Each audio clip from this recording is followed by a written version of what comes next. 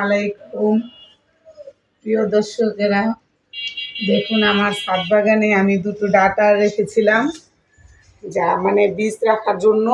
আজকে আমি কেটে নিয়ে আসলাম ডাঁটা দুটা।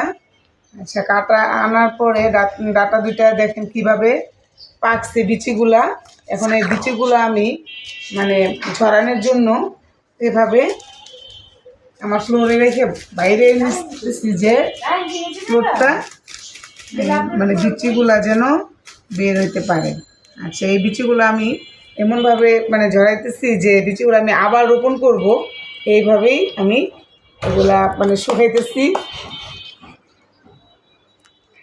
আবার আমি এগুলা রোপণ করার জন্য। দেখেন দর্শক, আলহামদুলিল্লাহ আমার দুটা গাছে কত বিচি হয়েছে। মানে এটাও আমার একটু ইউটিউব থেকে দেখা, আমার ভাই বোনদের থেকে আমার শেখা। যাক আলহামদুলিল্লাহ, আমি অনেক সাফল্য হয়েছি দেখে আমার ভালো লাগছে যে আমার আজকে দুটা ডাঁটাতে আমার এতগুলো বিচি হয়েছে। আর মাশাল্লাহ দেখেন এই বিচিগুলা কতগুলা বিচি হয়েছে আমার। এগুলো আমি আবার মানে রোপণ করব, যা মানে আমি আপনাদেরকে আবার আমি দেখাতে পারি।